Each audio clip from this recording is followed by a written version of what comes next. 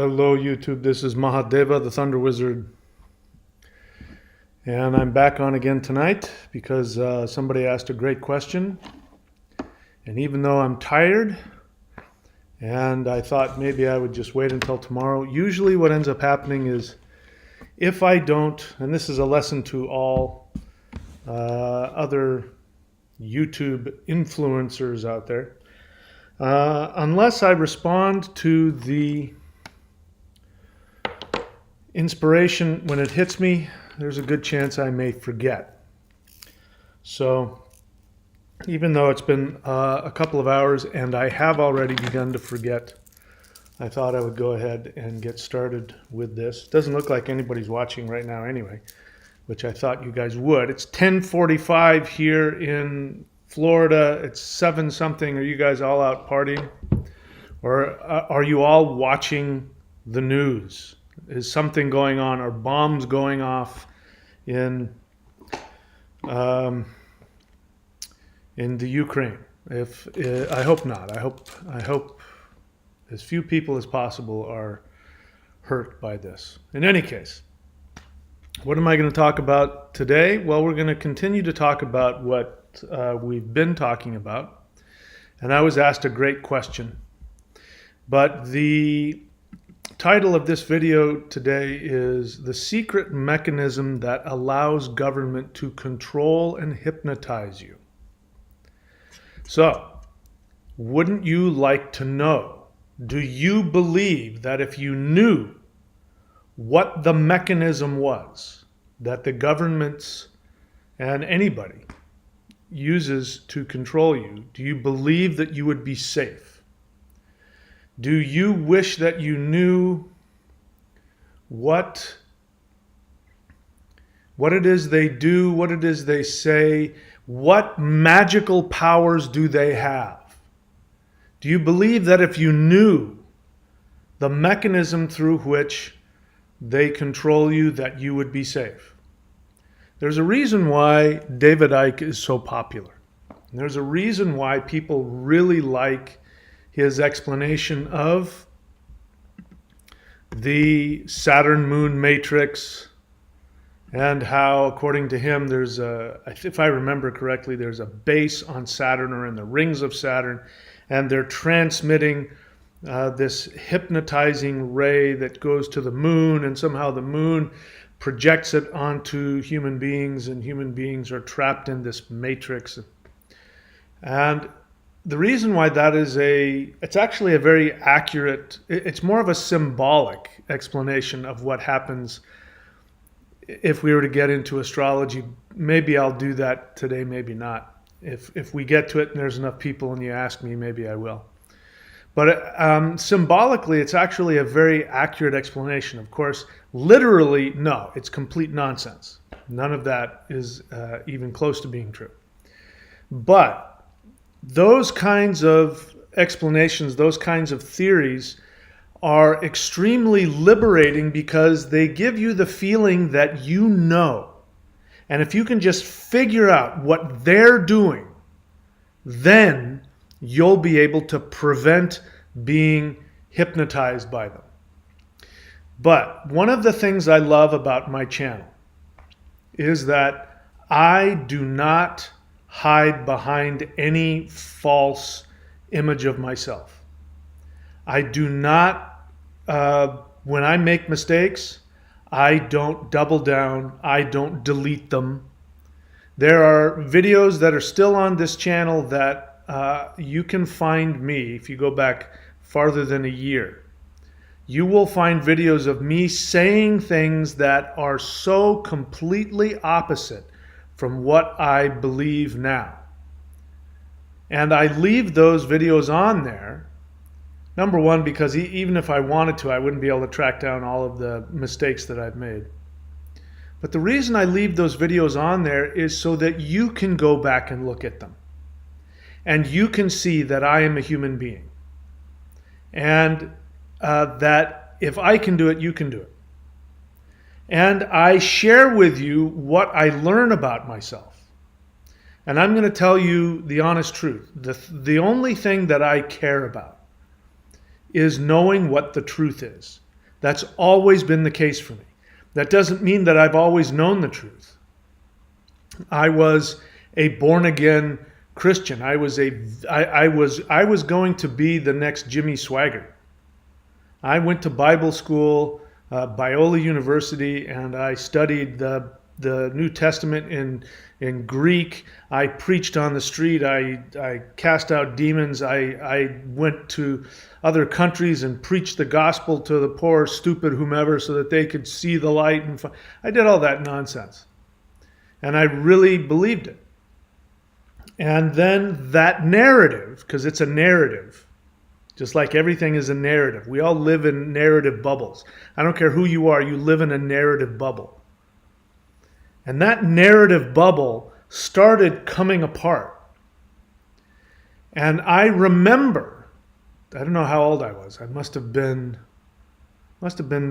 20 years old, 19, 20 years old. I remember walking around the campus of Biola University, and I remember it was at night, and I remember looking up at the sky and what few stars I could see in the city there. And I remember saying, God, whoever you are, I just want to know the truth. If I'm wrong, if this whole thing is wrong, I would rather know the truth. And I knew that by saying that, it was going to destroy my whole life. I mean, in ways that if you haven't been in a cult, you have no idea how much your life gets destroyed by having that false narrative exposed to you. It is extremely traumatic.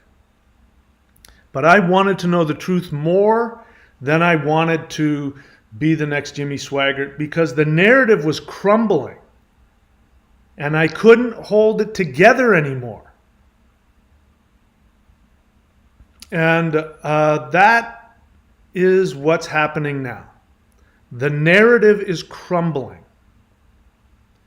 And so it's very easy for me and you to sit here and point fingers at the sheeple, at those who are hypnotized, those who, like the way people used to talk about me. In fact, if I wonder how big my channel would be if I had held this belief 5 years ago. And if I had, I lost a lot of people because people would come onto the channel and they would start talking the way that I do now, and I would tear them new ones. And, I was losing people left and right. People were unsubscribing in droves. So, do you think that if you knew what the mechanism was, that you would be safe? And do you have a belief that if you can just figure out what they're doing, what is their strategy, what is their technique, what is their magic, would you then be safe? So let's talk about some possibilities of what it is that allows the reptilian elite, I say the word reptilian in quotes, because the truth is there's no such thing as alien reptilians. We all have a reptilian brainstem, and this is as true as it gets. Again, this is another way that David Icke and others symbolically are speaking the truth, but literally it's complete nonsense. But we have a reptilian brain stem, all of us. And it is the fight or flight, the tend or befriend, which is where codependence, people who think that, empaths, if you identify as an empath, guess what? You're stuck in your reptilian brainstem. Because there's fight or flight, we understand that. There's also tend and befriend. Kissing people's asses, being the nice person, going and making sure that everybody knows how sensitive you are and how giving you are. Guess where that comes from? That comes from the reptilian brainstem. In fact, I should make maybe a mock video about all the different different races of the reptilians there are, and one of them would be the empaths. If you think you're an empath, guess what? You're operating from your reptilian brainstem. So what is it that the reptilians are doing? What is their magic? What is their technique? Here are some possibilities. Perhaps they've stolen your chakras. Perhaps they're false beings of light trapping you in a false matrix. They're not human. They're beyond that. They're beings of light. They're so powerful. And they use their magical, godlike, non-human powers to trap you in this false reality. And how could you possibly get out? If I can just figure out what they do, then I'll be free. Maybe it's Satan. Maybe Satan is the one responsible for the mass hypnosis. That's definitely what I believed when I was a Christian. Maybe Satan is blinding men's eyes to the truth. Maybe it's just that the elites, they're part of whatever secret societies have been going on since the beginning of civilization, since the Egyptian pyramids. Maybe there is a black magic spell that they have that gives them power over us. And as you know, it is the bloodline. That there are the elites and they give birth to new elites and they're taught the secret blah, blah, blah and the handshakes, and it's been going on forever. There's some truth to that. The truth is that there is one family that owns literally every single bank in the world. Whether we're talking about China or Japan or Russia or the United States, there is literally one family that owns all of the banking system in the world. So it's not like anything I'm saying isn't completely false, but do you believe that by knowing that you're safe? With that in mind, I'm going to go ahead and read a question. It's a question, it's something that I've talked about quite a lot, but the question is worth repeating. And this is from Vincent.thunderwizard.com, who may be on here tonight, and he gives a video suggestion. He says, "Hey, Mahadeva, could you make a video talking about critical thinking, emotional agendas, and cognitive biases? I've been watching your videos on this topic and I am enjoying them. Becoming more aware of my own emotional agendas and biases has been an extremely uncomfortable process. However, I know it helps me heal and grow." So the fact that it's uncomfortable is a good sign. Because I'm here to tell you that the only people who will be able to completely avoid being controlled and manipulated are the people who are willing to be uncomfortable. Those of you who follow a spiritual path, you have been taught that if you want to achieve enlightenment, you must release your ego. And then you hear me go off about how that's stupid, you need an ego to function. Ego just means I. You have to have an identity. You have to have a self. But again, it's true. What people, who don't delve as deeply as I do into philosophy and psychology and all that other stuff and want to get nitpicky about what words mean and all that crap, people, are saying the same thing. They're saying you've got to be willing to be uncomfortable. The things that you're attached to, that's what they mean by your ego. You're attached to it.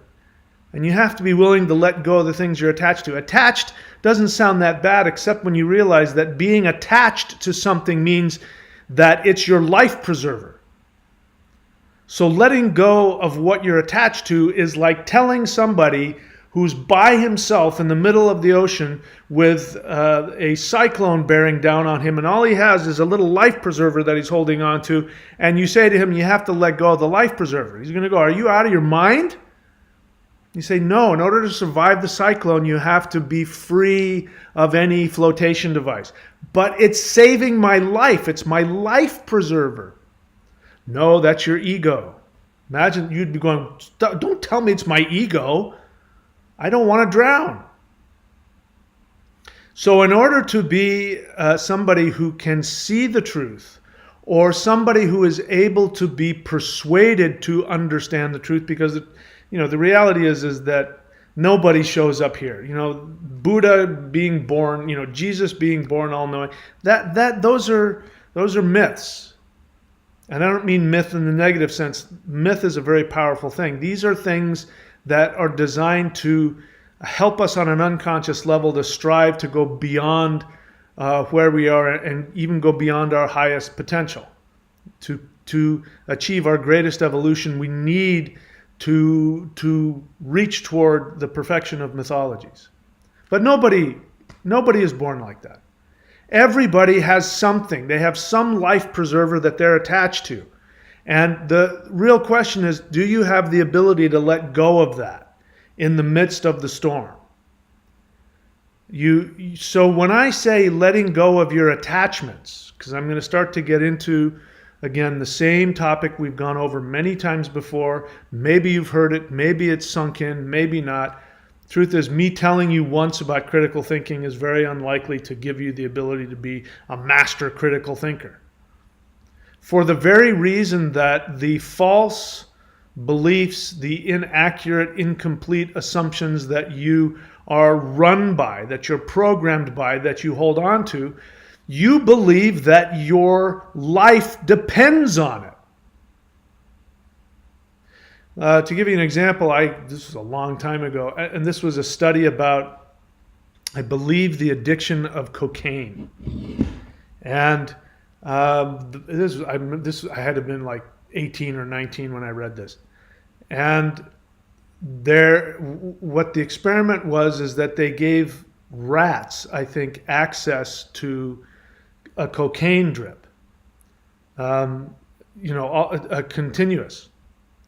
And what happened was they would just sit there and lap it up until they died of a heart attack. And we are the same when it comes to those things we're attached to that we think are saving our lives. If you are on my side of the fence when it comes to the current nonsense that's going on with all of the stuff that we can't talk about on YouTube, we can look and see people who are seemingly doing that, and we're like, why are you doing that?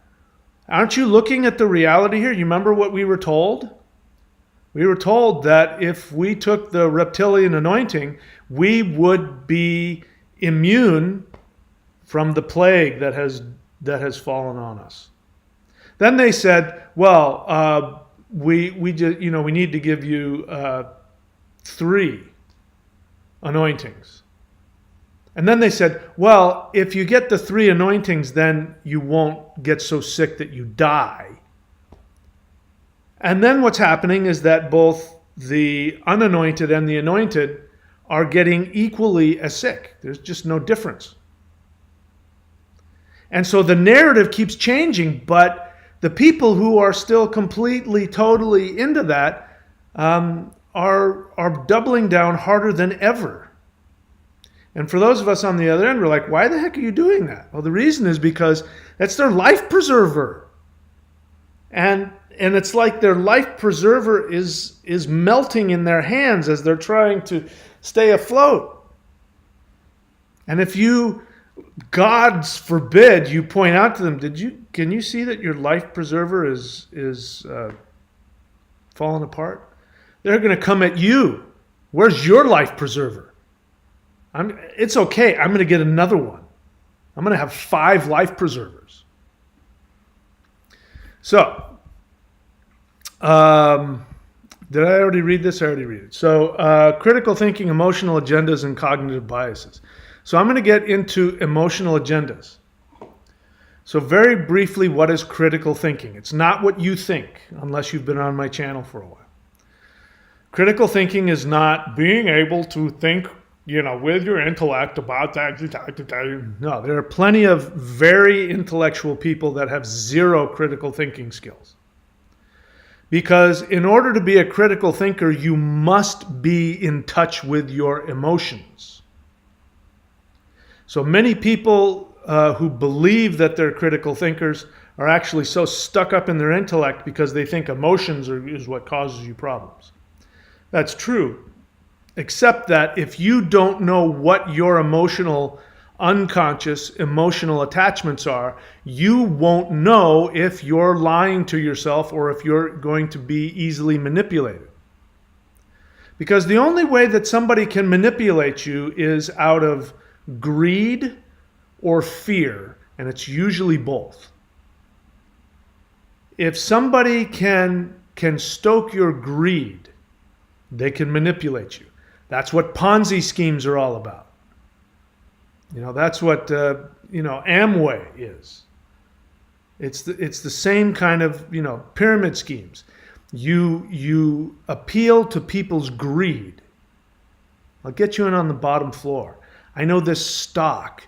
Don't say anything. It's technically, we can't, it's not legal, but that's okay. We can get by with this loophole and you can make billions. Give me all of your savings. I guarantee you will make 20 times that. And then you don't. They say, well, what do you want from me? You're the one that gave me your billions of dollars. I mean, I told you that it was illegal and you did it anyway. Right? So we either are the only way that we can be hypnotized is through our greed or our fear. And they're usually both, because greed and fear are two sides of the same coin. In fact, you can't have greed if you don't have fear. And if you catch greed, you will then be afraid. I've never been hugely independently wealthy.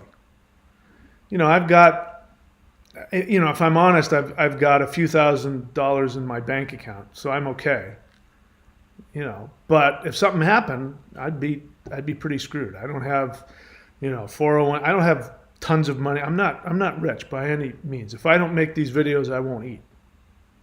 If I don't do these things and have clients, I won't eat. So this is my living, and it's okay. I love doing it.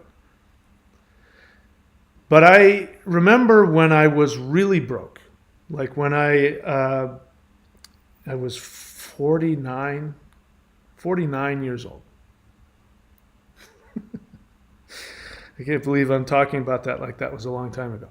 I was 49 years old, and I had just gotten divorced. And I lost everything, absolutely everything in the divorce. Not only did I not have anything, I was in debt. And on top of that, I had no income. And I learned really quickly that I could live really comfortably with almost no money. As long as I'm not willing to live, in the middle of the city somewhere, which I didn't. I wanted to live in the woods, and I did. I lived in the middle of the most wild wilderness I've ever seen, right on the edge of national forest, and the last house on the dirt road that had electricity.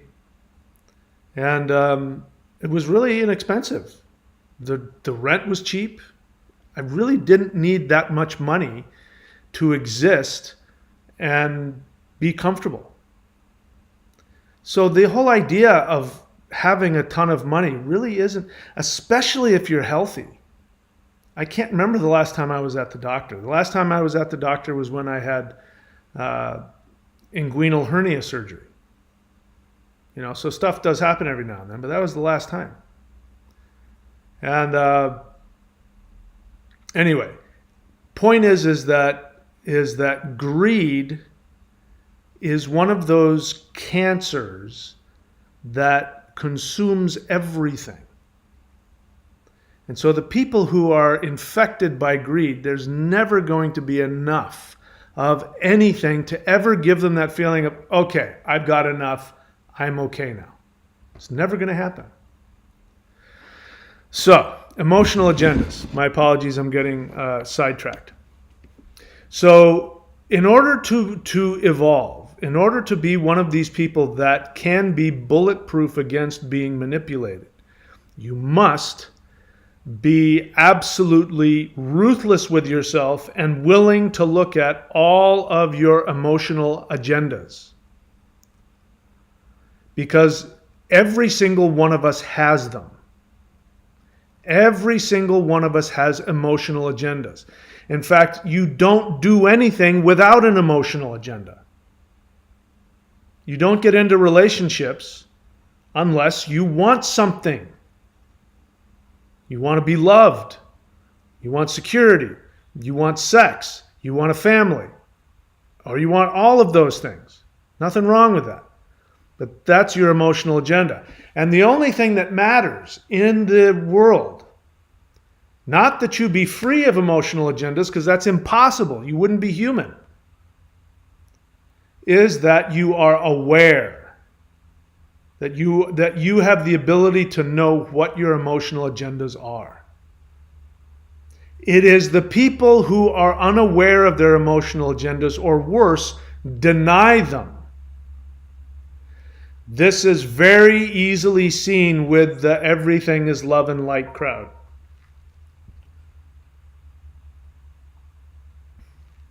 The everything is love and light crowd. I don't have any negative feelings. I don't go down to that lower place. I just have love all the time. These are the people who are the most dangerous because they're completely in denial of their human, selfish, emotional agendas and desires. I just gave you the example. If you're going to get married and let's say you want all of those things. You want love. You want sex. You want security. You want a family. For whatever reason. You don't feel worthy. There are people like this. They don't feel worthy unless they have kids. There's some people that, their physical drive to have kids is so intense, the thought of not having kids is horrifying to them. I'm talking about it because I don't understand that. I've never wanted kids. And thankfully now I'm too old, even if I wanted to. Yeah, it's the last thing I want. And I've always looked at people like, why would you do that to yourself? That's just the way I'm wired. But I've known people who are wired. They have to have them. I have a friend of mine who's only a couple of years younger than me, and he's already a grandfather, and his new wife has a baby. And I'm like, dude, why? That's what makes him happy, or something. So whatever it is, you have to at least be aware of it, because if you're not aware of it, it will drive you. It will control you. You won't have a choice. But most importantly for this discussion, you will be manipulated. You will be manipulated by those predators in this universe if you are not aware of your unconscious emotional agendas. Or worse, if you have shame. So that's why I get reactive to people who say, I'm free of ego, I don't have any ego. I mean, that is just the biggest pile of bullshit nonsense anybody can say. It means that they're full of shame for their own desires. Anybody who says, I have no ego, and it means that if you peel that back, it means I hate myself for being human. I'm such a bad person that I want things for myself. I'm horrible. I don't have any desires. I don't have any desires. I have nothing but love. I have nothing but love. They hate themselves so much, they can't just embrace wanting something. Now, for those of us who were born in destructive, abusive families, you weren't given an option. You were shamed out of your feelings. If you cried, your mom neglected you or scolded you. Your dad hit you or neglected you. You learned that the only way to get love was to deny your very real human needs and emotions, and now you've been set up. You've been set up to go into life and deny your emotional agendas, which means you will be driven by them. Those same people that I mentioned who are love and light and have no negatives and no anger, when the time comes, they are the most vengeful, angry empaths the world has ever seen. They become everything that they deny ever having. Have you noticed that the opposite is true with humble people? People who go, you know what, I'm just as screwed up as the next guy, and I have my, and they're able to verbalize all of their selfish desires and their needs. Those are the people you want in your life, because they'll be able to know when push comes to shove, when you need them, they'll be able to go, man, what I really want to do is I want to go home right now and play World of Warcraft. The last thing I want to do is take this guy out for a beer and sit and listen to him talk about being rejected by his girlfriend. But he's going to do it anyway, because he's going to know, he's going to be honest with his own feelings, and he's going to then be able to empathize with the other guy. So with that in mind, let's talk about critical thinking. Critical thinking. The first rule of critical thinking is that everybody has an emotional agenda at all times. You are never not having one. You never have an unconscious, personal, selfish desire in any situation. There's never a time when you don't have one. Whether you're aware of it or not is a whole other issue. So that's the first rule. Every single person at any given point in time, including you, has an emotional agenda. That means that everybody who comes to you, including me right now, anybody who comes to you and says, here's a belief system, I'm going to state you an opinion, I'm going to give you a fact.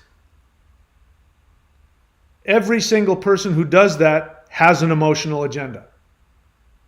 Doesn't mean that they're wrong, just means that they have an emotional agenda. And everybody who comes to you with a belief, with a theory, with a fact, with a sales pitch, with a religion, with an offer, every single person who does that, the question is whether or not they are conscious of their emotional agendas or not.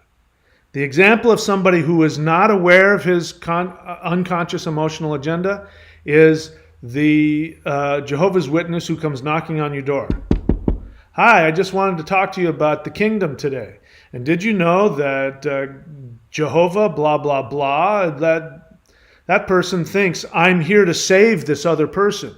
And they're completely clueless to the fact that their emotional agenda is to virtue signal to the guy standing next to him, who's going to then tell the other elder back at the such and such that this guy is a good person, and then you'll be accepted as part of the crowd because your entire total self-worth depends on being accepted in the group. Now, he's not going to tell you that because he's totally unaware of that. He honestly believes, I am here to give you the good news of Jehovah.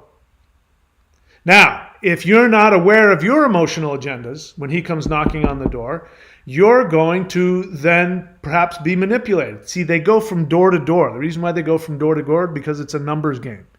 And eventually they're going to get a knock on the door of somebody who has an emotional agenda to need to be saved, need to be part of the group. And then they're going to, really? I can be saved? Really? I can escape the horrors of society? Really? I can be loved by God? Really? Now their emotional agendas now come together.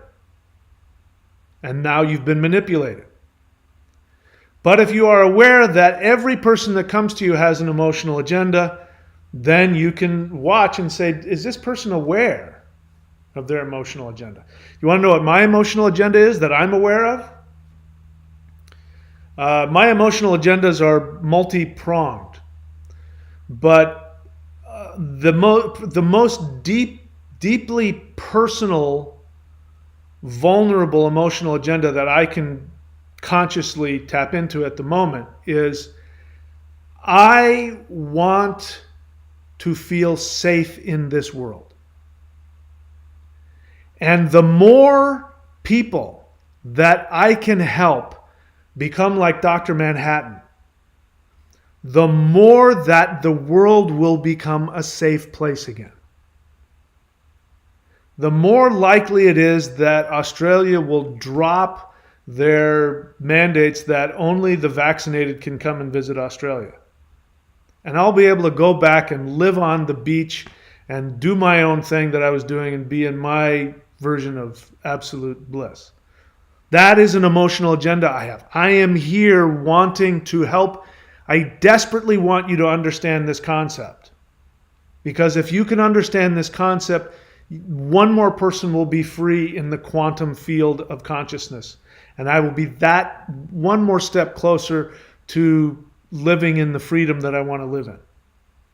On a selfish perspective, I need to pay the bills. I need to pay rent. I need to eat. I need to have the money to buy surfboards and go surfing. And perhaps go to Costa Rica if I'm living in Florida every now and then. If I don't get my ass on here and talk about something on a daily basis, and if I don't work to build this channel, I won't get clients, I won't get people buying any of the stuff. And that brings me to an even deeper emotional agenda I have. I desperately want the stuff that I teach to be so absolutely empowering to you that you will want to come back. I need, for my own integrity, which is an emotional agenda, I need to feel relevant and valuable so that when you do even the free stuff, like the Maoshan summoning the immortals, I have an agenda. I want you to feel the power that I feel when I do it, so that on the one hand, you'll be part of the quantum field and everybody will rise to the next level. And I want you to keep coming back and get an astrology reading or sign up and go the whole distance. Those are my emotional agendas. I have those needs. I have those feelings. If I'm not aware of that, if I'm not consciously aware of that, then I don't know if I'm causing people harm. The difference between a true spiritual teacher and a cult leader may be as simple as that. A cult leader does not know their emotional agendas. I have to, being a spiritual teacher, it's a fact, I am. I teach spiritual stuff, therefore I'm a spiritual teacher. Me being a spiritual teacher, I'm not allowed. The universe won't allow me to, for instance, have a romantic relationship with one of my clients or one of my students. If I do, I am putting them in danger because I will then have an agenda. I will want something from them. I will want love or sex or admiration. And if they're connected to me because they want spiritual teaching, then I'm in a position to really abuse that person. And if I'm not aware of my emotional agendas, if I say, no, I'm a spiritual teacher, they're coming to me, and like many spiritual teachers do, in fact, the ones that sexually abuse their students, you'll hear them say, you'll hear the victims. They'll never say, oh, I've never touched but you'll hear the victims say, yes, he said to me that he was going to transmit special energy to me. And of course, that meant sex. And that means that teacher is unaware of his emotional agendas. He's unaware of his incredible loneliness, his need for love, his need for sex, his need for adoration. If he's not aware of those things, he will talk himself into putting himself in a position to be a predator. Because a true spiritual teacher knows that students will always project onto them. And especially if there's a sexual dynamic, there will be students that will come and throw themselves at the teacher. And if you don't have the strength to say to that student, if you can show me how us getting together romantically is in your best interest, I'll do it. Because they'll never, the more that they try, they'll come to realize. The more they meditate on that, they'll come to realize that, no, it's not in my best interest. In fact, it's damaging to me. Have to be willing to look at your emotional agendas. So, this is just rule number 1 about critical thinking. Everybody has emotional agendas, including you. So the person coming to you has an emotional agenda, and you have to be willing to sit and go, what are their emotional agendas here? Are they even aware of them? But then you have to know what your emotional agendas are. Because you won't be able to hear the truth if somebody speaks to your fear or if they speak to your greed. I've been in sales in various portions of my life, and sales comes down to this. You first have to point out the need. And that means you have to stimulate people's fear. Did you know that people that are bald are 30% less likely to find love? I'm bald. Really? Now I'm fearful. Yes, it's true. 30% of bald men are unable to have sex with perfect looking models as they walk down the street. I want that. Well, good news for you, sir. I have this bottle of snake oil. And if you put it on your head, it only costs $1,500. But think about it. If you take this one bottle and pour it on your head, you will be able to grow a luxurious head of hair and get that model to do you. So first you create the need by manipulating people's fear, and then you solve the problem by meeting their greed. That's sales. I do it on this channel all the time. That is extremely important to understand, because that's exactly what happens when the government wants to control you, when the religion wants to control you, when the corporatocracy wants to control you. They're going to use the exact same methods. They're going to come at you, and they're first going to instill fear in you. Then they're going to come with the solution. What happened this time around? Without getting myself into trouble, we were told that there was a plague that was going to destroy humanity. But guess what? We have a magical elixir. And it's going to be free. We're going to give it to everybody for free. And if you get this magical elixir, you will be able to levitate. And then you know the rest that happened. So that's the first thing is that everybody has an emotional agenda. You have an emotional agenda, and the person talking to you with their belief, with their sales pitch, has an emotional agenda. And the question is whether or not you know your emotional agendas and they know theirs, because then you'll be able to then decide what is true and what is false. So because we don't know, because we might not even have all the information, we have to make sure that we're able to hear if there's new information that we haven't heard that is going to change our reality for the better, and that we are willing to let go. I'm willing to be convinced and talked out of any emotional agendas I may have. I'm willing to go through the pain of letting go of my life preserver in order to get new knowledge. So here I am. Go ahead. Give me the info. You have to have that, or what will happen is if somebody comes to you with information that goes against your emotional agendas or goes against your attachment to your life preserver, then instead of welcoming the new information, you will then attack them because they will become a threat to you. You don't know if you're responding to a threat or if you're angry because somebody is manipulating you. You won't know that if you don't know your emotional agendas. And I leave my old videos on here because you can see, if you've noticed now, I'm not as reactive to certain things as I was 8-10 months ago. But if you look at me a year ago, if somebody came on here and started talking about the elite, that are taking over the world, I would have gotten angry with them because I had an emotional agenda. an unconscious emotional agenda that told me that the world was a certain way, that there was this thing called democracy and freedom of speech. And, there was the way that the world worked. And, what you're talking about is crazy, because it was threatening to me. Because if I listened to what people said, it meant that I was in danger. And I didn't want to know that. Now, this was all unconscious. On a conscious level, these people are full of crap. I have to poke holes in their serious nonsense.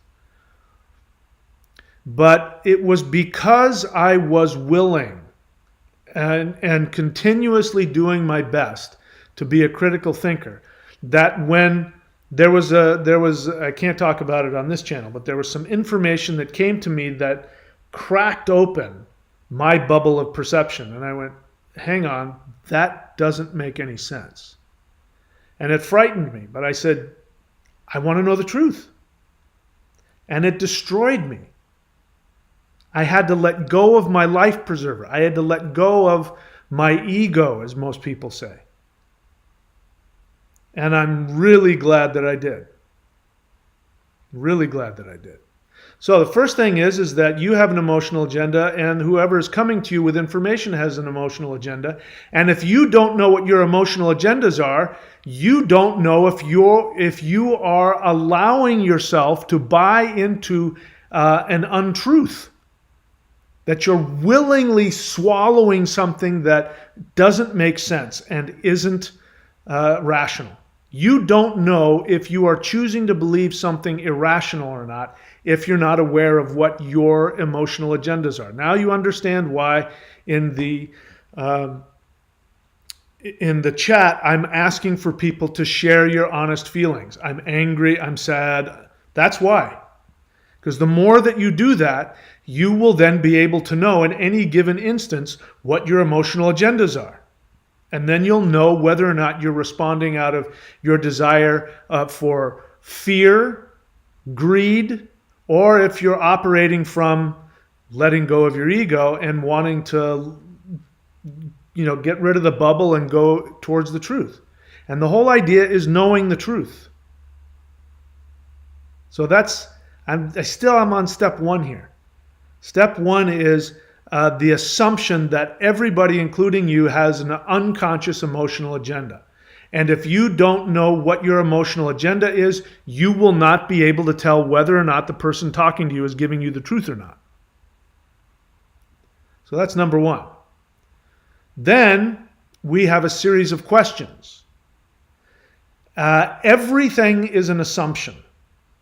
So if I come to you and I say whatever it is, that gravity exists, that's an assumption. I've just given you an assumption. Whenever somebody gives you a fact, this is this, A plus B equals C. Whenever somebody comes to you with a fact, it's an assumption. So the question is whether or not that is true. And your job, when somebody gives you new information, is to decide, is that true? I don't know. So you have to ask certain questions. First question is, when is something 100% true and 100% false? And the vast majority of time that somebody wants to manipulate you, to lie to you, to spread their emotional agenda, they will come to you with a black and white fact that something is either 100% true or 100% false. Jesus is the only way. So you have to ask yourself the question, well, when is something 100% true and 100% false? In this case, is this 100% true or false? 100% of the time, if you walk off the cliff, you will fall to your death. That's a black and white assumption that I'm telling you. I believe that. 100% of the time, if you walk off a 1,000-foot cliff, you will fall to your death every single time. Now you have to ask yourself, is that a fact that is 100% true all the time? Yep. That's been my experience. Let's test it. Yep, every time. So sometimes somebody can come to you with something and say, X plus Y equals Z. And that is a fact. It's an unassailable fact. And you have to ask yourself, when is that 100% true or false? Okay. Now, most of the time, that's not the case. The sun shines in the sky. Is that 100% true or 100% false? It's neither, because the sun shines during the day and doesn't shine at night. It shines longer during the summer months and less during the winter months. If it's cloudy, the sun is not shining, it's diffused. I can't even find it if it's super cloudy. So that's a question that is not 100% true or false. But if somebody can come to you, they will say, the sun will be shining. And they'll say, the sun shines all the time. And you'll say, I don't think it shines all the time. And they'll say, are you telling me that that sun is not shining on you right now? No, I'm not saying that. See, then you agree with me. The sun is shining all the time. No, I didn't say that. Well, then you just said to me that the sun is shining and I'm telling you, and there it is. I can prove it to you. That's the kind of stuff they're going to come at you with. When they have an agenda to convince you, to manipulate you, they're going to come at you like that. And when you try and say, hang on, that's not 100% true or false, then they're going to attack you in some way. What, you don't believe in the sun? You don't believe the sun shines? What, are you crazy? You can, if you're old enough to remember the Iran-Iraq, not the Iran-Iraq. If you're old enough to remember the Iraq War, Iran-Iraq War was a really long time ago. If you're old enough to remember the Iraq War, you can remember that there was this debate about whether or not we should go and invade Iraq, or should we pull out of Iraq. And the people who were pro-war would say, so you don't support the troops? There are American troops dying in Iraq right now. If we pull out, then we're not supporting them. So you don't support them? No, I didn't say I don't support them. I said I just don't know what the point of this war is.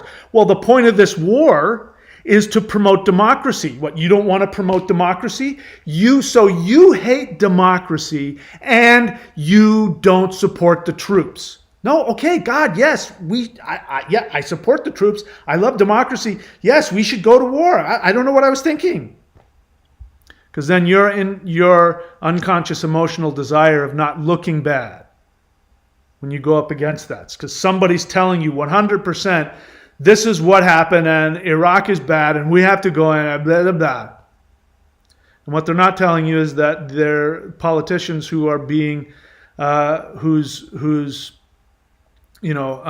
political bank accounts are being stuffed with money from the oil companies that wanted us to go in there and take over all of the oil fields in Iraq. So you don't know what their emotional agendas are.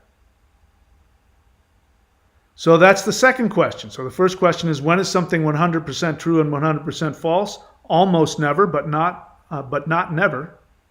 Second question is, when is something sometimes true and sometimes false? Pretty much most of the time. And then there's the, when is something partially true and partially false?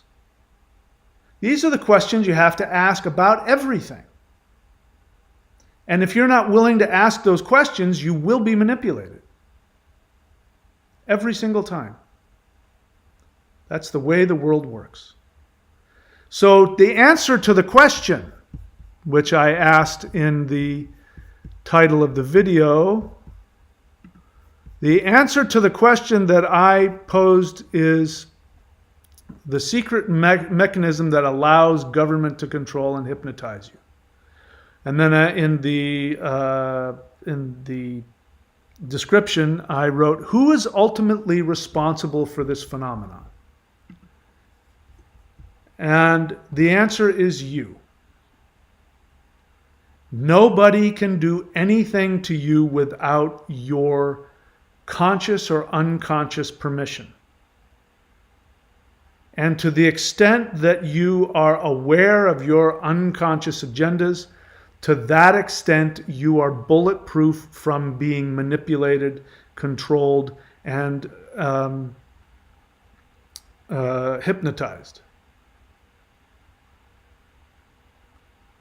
They aren't doing it to you. For instance, Amazon, Jeff Bezos. He's easily one of the richest guys. And I mean, how many business owners who aren't in NASA, that don't run governments, how many people in the world are able to, just go up in a rocket into space? How many people are able to do that? I can think of 2 people in the world that can do that who aren't a government. The guy has so much money. We could, no doubt, if I wasn't on YouTube, I could give you facts that would make this character look very bad. That he has a vested interest in creating a false narrative that keeps you hypnotized.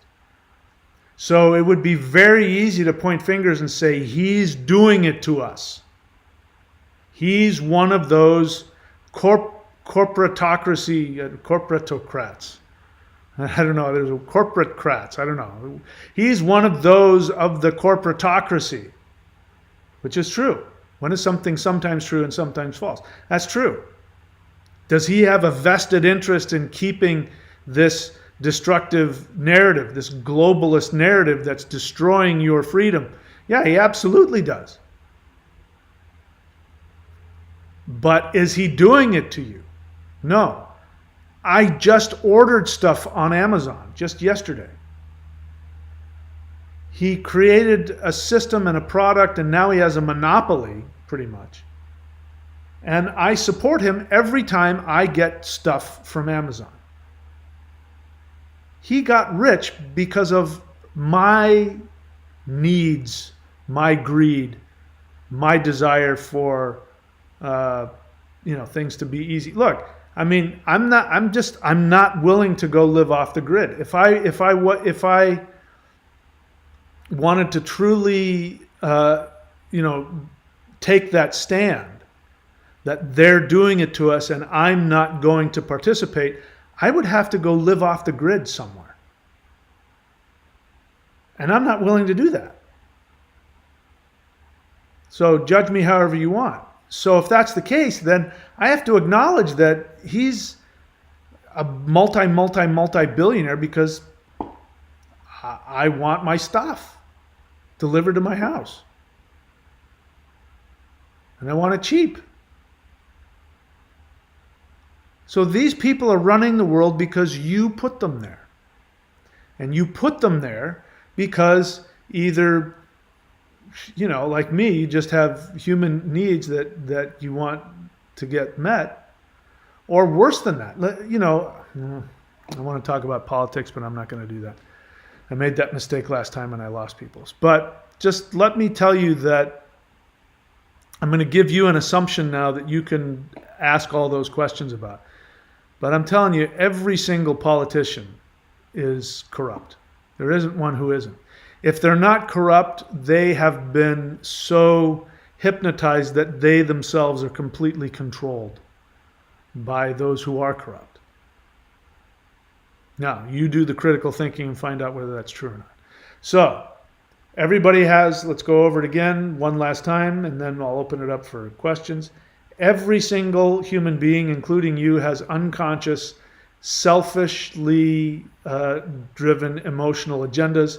Your inability to know what your own unconscious agendas are will determine how easily you can be manipulated and controlled or hypnotized.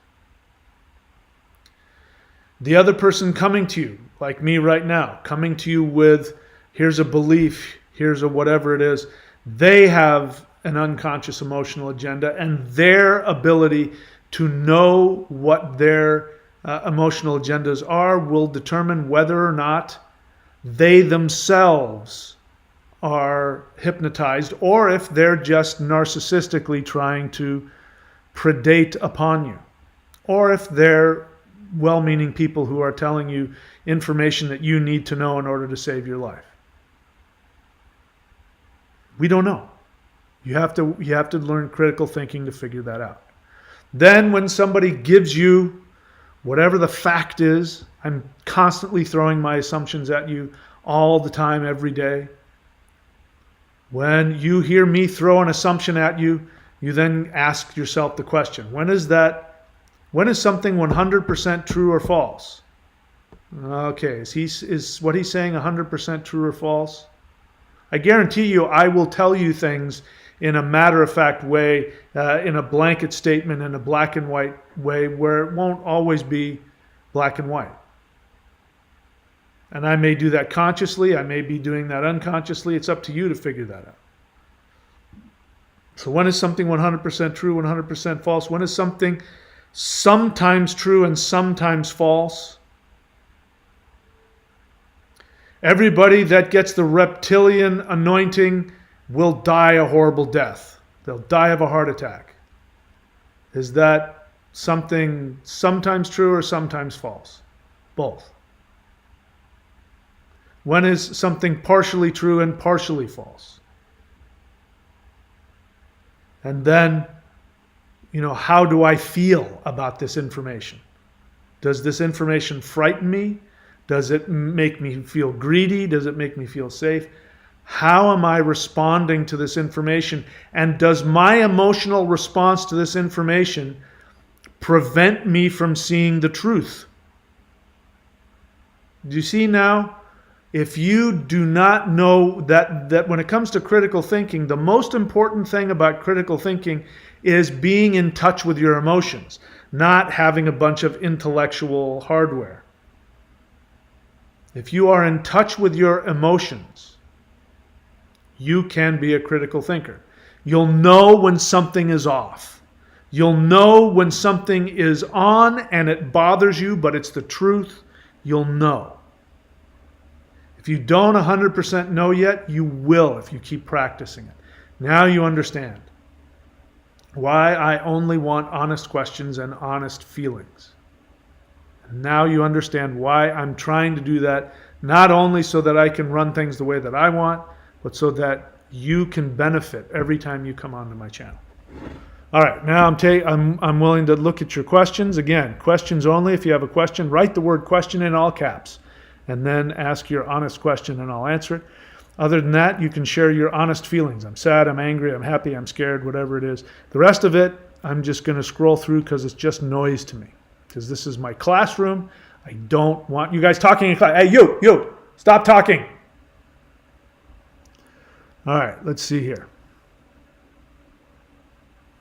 Eternal Sounds question, when the spiritual war ends. Is English your first language? When the spiritual war ends? There is no end. Why are you waiting for an end? There is no end. There never will be an end. Why do you want it to end? Instead of waiting for the spiritual war to end, why don't you want to be on the winning side? You're looking for a way out. You're wanting to be saved. You want me to answer the question the way some people will? When Jesus comes again, but you have to accept Jesus in your heart, and then when he comes, all will bow before him, and the lion shall lay down with the lamb, and there shall be peace. Nope, that's not how it works. There's always a spiritual war going on. When you leave the body, you will go to another realm. There will be another thing that you have to learn or that you want to learn. It may not be a spiritual war, but you will learn something. So just accept that. Everything is about conquering, as I said in one of my videos. You're either conquering life or you're escaping. That question is you're wanting me to give you the keys to escape. And I'm not going to do that. You are responsible for your own eternal spiritual empowerment, and that happens on a daily basis. The war will not end. But that doesn't mean that you can't be A conqueror who conquers his fears and lives in Valhalla, lives in a state of dynamic enlightenment that you have to continuously every day work for. That's the only thing I can offer you. Now you can go and use your critical thinking to decide whether or not what I just said is true or not.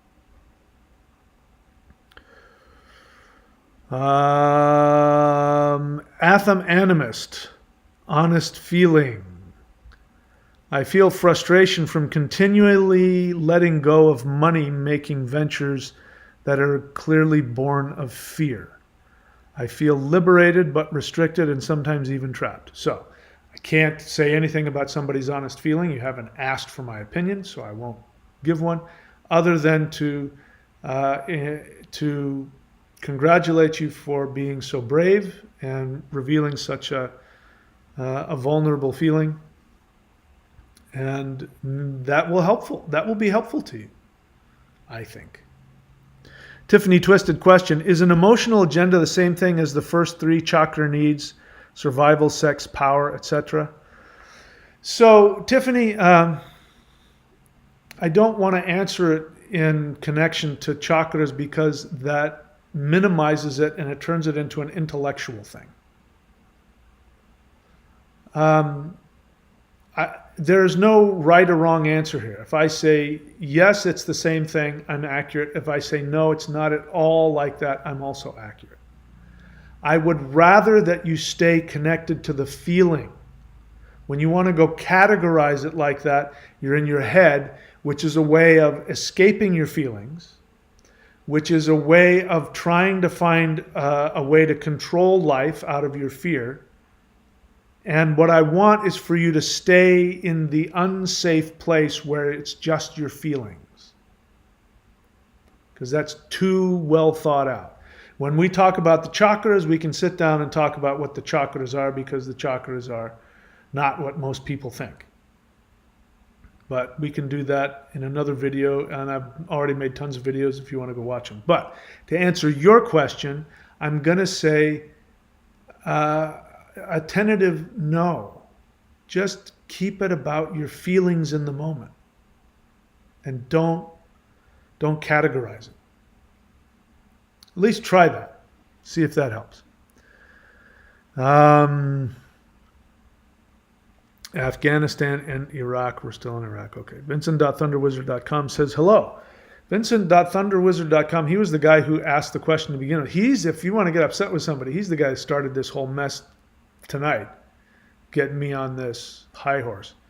You can also go to his website, vincent.thunderwizard.com. He is one of my certified astrologers, my Vedic astrologer, and he's got a bunch of other things that he does as well. A powerful shaman in his own right. You can go check him out. If you want me to do the same thing for you that I just did for him, which is to promote you on my live stream, and you want to be a Vedic astrologer or a rune reader, and you want to have that as a business that perhaps you can use to make some money, you can go to lockdown.thunderwizard.com. While I'm on it, guys, this 90-day challenge, the Warrior 90-day challenge, is the most powerful method I know of to not only gain power from the universe, which a lot of your questions are based on trying to gain power and feel safe. That is that's why I teach it. It's a unified energy practice that works with chi, Kundalini, and the lightning energy of the heart, like we see here with Dr. Manhattan, who's enjoying that. I believe I'm the only person in the world, to my knowledge, that is publicly, maybe the only person, not just publicly, teaching all three of these energy methods at once. And so before I forget, go check that out. Since today is, the 24th or the 25th? It's the 25th of February. Since we're almost at the end, if you can't wait and you sign up today and you email me after the first of the month, and I will refund you for this past month. Or you can just wait until March. And just wait a few days and sign up then. That's the best time to do it, beginning of the month. All right. I had to just give myself some business there. Kamsognathi. Honest feeling. Because of the global jibby-jab system, I feel a strong resistance to my pursuit of my soul desire. That's an assumption. You just shoved an assumption down my throat. Many possibilities are closed off. That is an assumption that I have to apply critical thinking to. Do I route around this or wait for resolution? Okay, so that's a question. You've thrown in an honest feeling with a question. So, since there's a question there, I'm going to break this down and analyze this for you. Bear in mind, an honest feeling is I feel. I'm afraid, I'm happy, I'm sad. You didn't completely do that. You threw in, whenever you start with a because or seeing as, so whenever somebody says, they'll say, question, since thus and such is thus and such, is it true? And so when they do that, it's like you're shoving an assumption down my throat. I haven't bought into that yet. I don't know that that's true. But it shows me where you're at. So whenever you start an honest feeling or a question with an opinion, which is what you did, that tells me something about you. So you say, because of the global jibby-jab system, I feel a strong resistance. That is not necessarily true. How do you know that your resistance is because of that? You don't know that. But you want me to believe that. So you're setting it up so that you're a victim. Oh, I wouldn't have resistance if it wasn't for the global jibby-jab system. If it wasn't for that, I wouldn't have any resistance to my soul desire. So you and I are at an impasse when it comes to what a soul desire is. So it tells me that you don't fully comprehend what I'm saying when I use the word soul desire. So let me explain it.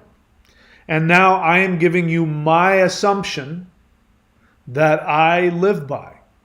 You can now take it through your critical thinking filter to decide if I'm telling you the truth or not, or if I'm operating from my agendas. Or you can ask yourself, how does this assumption make me feel? Is this true or not? You can go through all of that. A soul desire is something that you brought with you before you were incarnated, when you were an infinite God. You are an infinite God. Your essence is pure light. You are infinite in power. You're not stuck in any time period. You have no limitations. You can create any world you want just by thinking about it. And before you came into this life, you said to yourself, I want to experience whatever it is. Mine is, I know exactly what my soul desire is. I want to live on the northern Sunshine Coast in Queensland, Australia for the rest of my life. That's it. I'm open to change my mind, but if I'm honest with myself, there's nothing that's it. I already know exactly what I want. I want to surf those beaches every day. I want to walk in those beautiful rainforest. I want to listen to all the weird, crazy parrot birds flying around. That's what I want. So that's what my soul has demanded that I do. Therefore, and we're going to find out if this is true or not. And if in a year changes, and it doesn't turn out, or, in 10 years from now, if it turned out not to be true, you have my permission to, wag your finger at me, say you were wrong. But because that is my soul desire, the universe has to give it to me. It has to. Why? Because my soul is God. My soul is infinite. I created this universe. I created this avatar. I created this matrix, this video game. I created all of the challenges. I created me having to come here to Florida and have to deal with that. And then, instead of doing what I want to do now, I'm going to the gym and working out 6 days a week, and I'm getting healthier, and I'm figuring out ways how to do my business better and how to teach people in person. And I put all that in there. Otherwise, it wouldn't have happened. So, komsagnathi, you don't understand what a soul desire is, because you think that something as little as a global jibby-jab system is the only reason that you have resistance. In other words, you want me to believe that's why you can't do it. I can't live my soul desire because what these other people are doing. I can't do it. But if my assumption is right, you are a soul. Your soul is infinite. You are an infinite God who created your avatar in your life, and you created the challenges so that you would, in fact, make the decision to follow your soul desire. And when you did that, then everything would come to your aid to make it happen. And you wrote the resistance in there. Your resistance is you're even saying it, your resistance is your response to somebody else.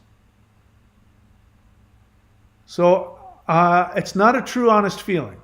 You're shoving an assumption down my throat. You want me to co-sign it, and then you want me to then you want to ask me a limited question after you've taken me and shoved me into a corner and boxed me in there. Then you want to throw your question out because now you've limited my ability to respond to your question. I'm not going to let you do that. So you feel a strong resistance to pursue your soul desire. That's the honest feeling. The rest of it is intellectual nonsense you've created in order to keep yourself from taking action. And then you say, many possibilities are closed off. Okay, I can't. First off, I don't know if that's true. I don't know if you're telling me that because you want to limit your possibilities so you can stay limited and not take action. Or maybe it's true. Many possibilities are closed off. But so what? You're not understanding the assumption. The assumption is that you are God and that you will manifest everything you need, and the universe must give you all of the resources you need to accomplish your goal if you are fearlessly going after your soul desire. It doesn't matter how many things are closed off. It means nothing. If you truly understood what I just told you, if you chose to believe it, and only you have to use your critical thinking to decide whether it's true or not. Now, I thoroughly believe it for me because I've proven it through experience. I can't prove it to you. I can't prove to you that it is 100% true that if you follow your soul desire and are willing to die, that the universe must give you everything. I can't prove that to you. I've proven it to me because I did it. And I keep doing it. You can prove it to yourself, but only if you do it. So you got to stop giving yourself these bullshit excuses. I feel for you, but the feeling that you have, the real feeling is, I feel a strong resistance to pursue my soul desire.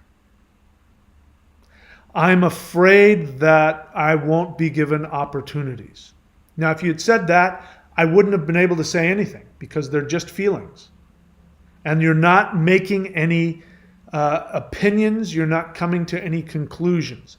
But look at how many conclusions you have in there, which are limiting your ability to take action. Feelings themselves, I feel resistance. I'm afraid my opportunities will be limited. Then you're in the feeling, and then you can go, these are just feelings. These feelings don't have to be the truth. Do I route around this or wait for a resolution? What resolution are you waiting for? So again, let's talk about internal versus external loci of control. So that's plural in case you didn't know. Locus is Latin. It means location. In fact, location, locus, and loci is the plural. And I'm totally screwing it up because in Latin it would be locus and loci. But in English, because we say things stupid, it's locus and loci. So you are saying that you don't have an internal locus of control, which means that other things outside of you determine what you can and cannot do. It also tells me that other people have the ability to manipulate you through feelings. You've already been manipulated because it's perfect. You are a perfect example of what they're trying to do. That's exactly the line of bullshit they want you to swallow, which is, hey, we are limiting your opportunities here. If you don't get the jibby jab, then you can't work and you can't do this. And since you can't do that, we are controlling what you can do. So you should be afraid. And if we can make you afraid enough, then you will succumb to our mandates and you'll do what we demand of you. Because if you don't, we won't let you work. We won't let you do this. We won't let you do that. So you've bought into it and now they're controlling you. They're controlling you to the point where you now have such resistance that you feel you can't take action. So I'm not trying to take away the reality that there might be some limited opportunities, but this is when we innovate. If you look at my business, if you look at my channel, I started this channel with the hopes that I was going to make money off of the YouTube advertising, which meant that in order for that to happen, I would have to have tens of thousands of subscribers and hundreds of thousands of views. That did not happen. I have one of the I still don't understand why I'm not the most popular spiritual teacher on YouTube, but I'm not. I'm nowhere near. I'm very unknown. I have however many subscribers I have, but of those 21,000 subscribers, I'm lucky if I get 1,000 views. So that means only 1/2 of 1%. Am I doing my math right? So that means if I want YouTube to be my sole source of income, I have to be creative. But I could have said what you said. I could have said, I can't get enough subscribers and I can't follow through. There's just not enough opportunities. I don't know. Should I just wait around? I didn't do that. I said, there's a way. I am absolutely committed. I am going to make money on YouTube and I'm going to figure out how to do it. That way isn't working. And I racked my brain and I meditated and I said, what else can I do? How else can I make this thing work? And that's when, and I wrote books, which I don't make any money off. I mean, I make almost nothing off of books. I think I make like $100 a month off books if I'm lucky.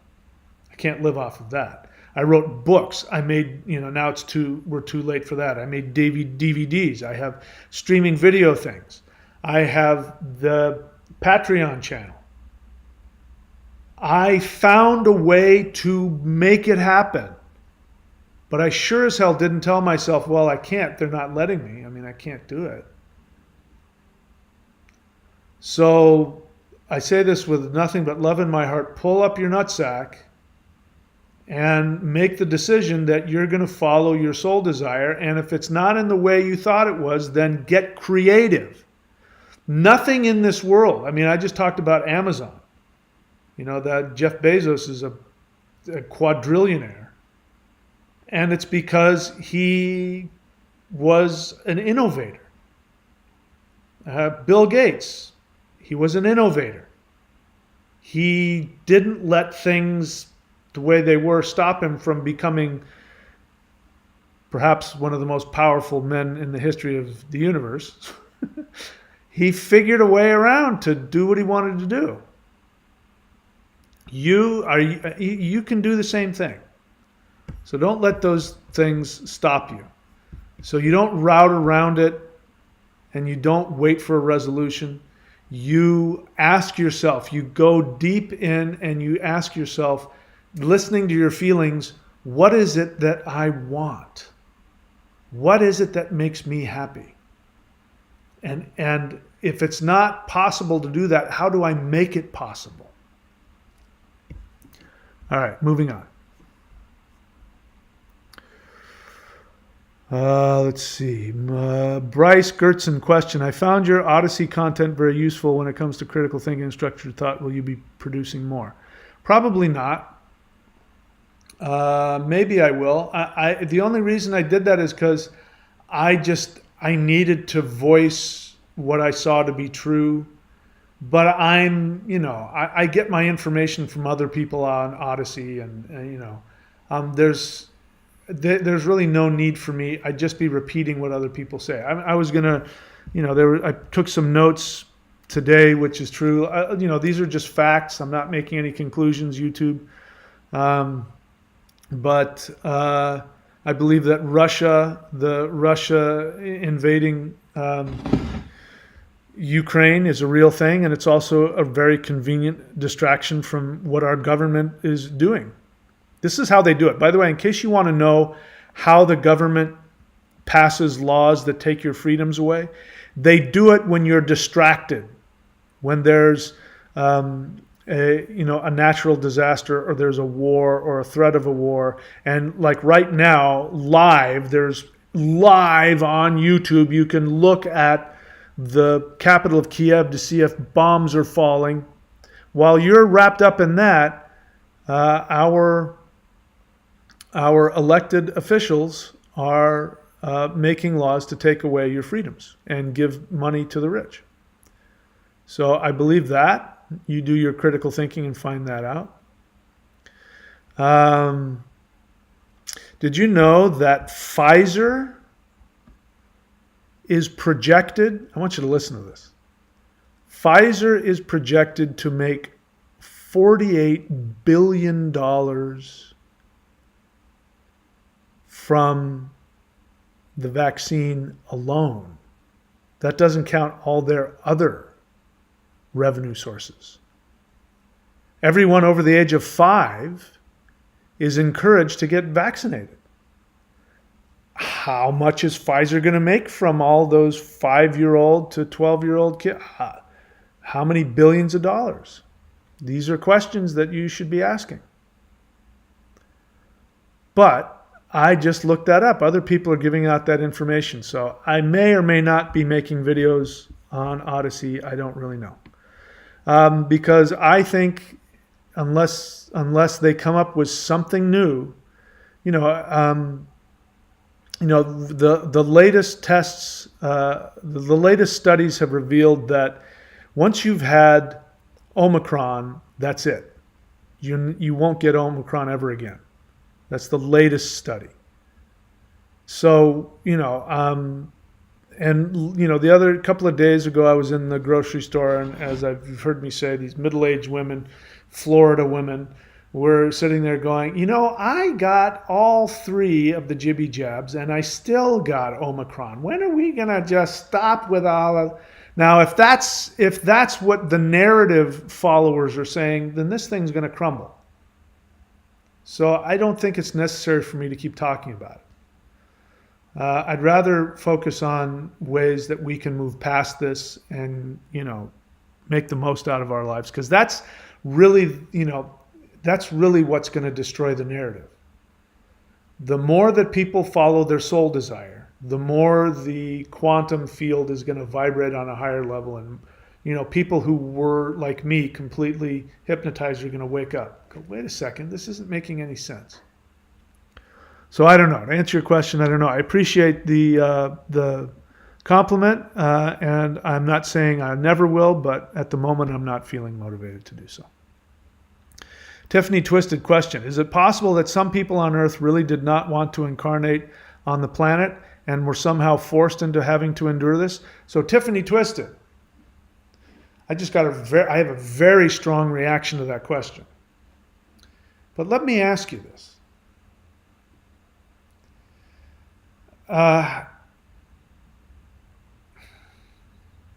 Forgive me, I'm a little stuck because I really want to address this question, and I want it to have the most value that it can.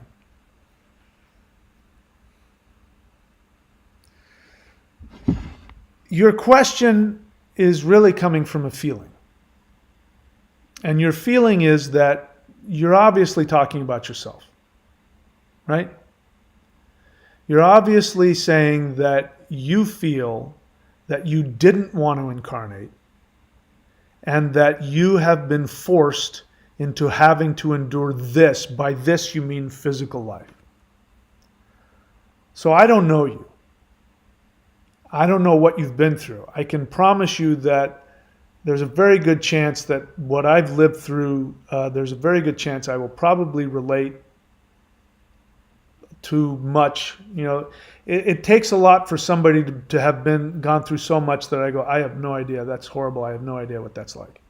It's there. There are people that have endured far more than I have. But the vast majority of people, I've been through as much, if not worse.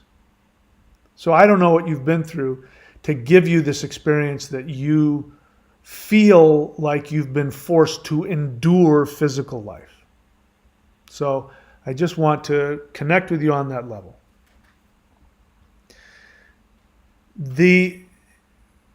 I'm giving you an assumption, but it's true because, well, I can't prove it to you it's true. I believe it's true. But the gods wish they had your life. They wish that they had your life. Because they know how to turn that life into an absolute, complete success story full of conquering. Remember the video I just made is we're either operating from, we're either conquering life or we're escaping it. So let me ask you, does that question sound like an escape? Are you looking for a way to escape this pain that you're experiencing, that you are identifying? You're identifying your pain with human incarnation. You realize that. So you realize that there are people in the world that are pretty happy. There's obviously a spectrum. But there are some people that are really enjoying their life. They have a lot of really good stuff going on in their life.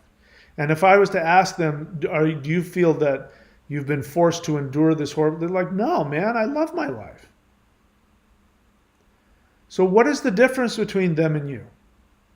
And let me ask that question again. If what I just said is true, because you're giving me some space to accept the possibility that what I'm saying is at least partially true, because you're creating the scenario that, well, for some people, they were forced to come and endure this horrific human life.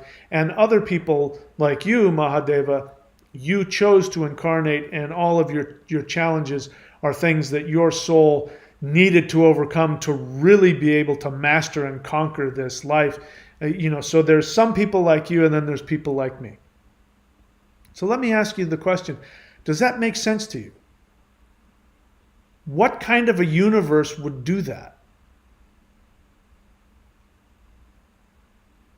So is it possible, Tiffany Twisted, is it possible that what you're experiencing, because the way you describe it, it sounds like there's no way out, that you've been forced to endure, the way you put it, you've been forced to endure this life that you did not choose, and you cannot stand, and you can't wait to get out of it.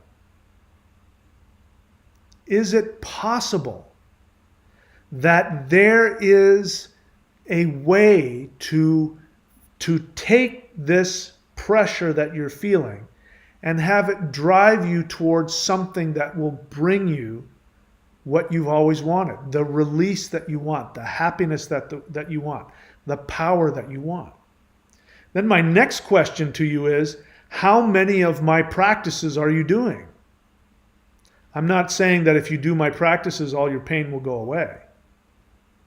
But I can tell you that during some of the worst periods of my life, the spirit fighting itself, the Mao Shan, that got me through some of the worst things that I don't think other people could have survived.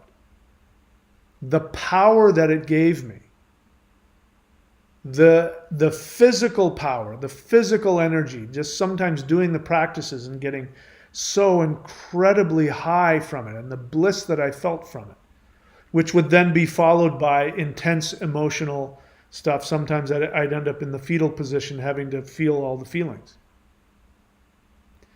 But now I'm in a position where I see things a certain way. So to answer your question, in terms of my life, is it possible that some people don't want to incarnate? I mean, the thing is that let's look at again the people who have. Now, you're not the only person who feels this way. So there are people in this world who have been through circumstances far worse than yours. And there are some people who have come out the other side of it. And if you ask them, they will say, I love life. And I wouldn't change anything, because those experiences gave me the ability, and they've created some new art, some new music, some new healing method. They've had some meditative practice they've created. I mean, this stuff that I'm teaching here, no doubt came out of somebody really desperate to work past their limitations, maybe in deep pain.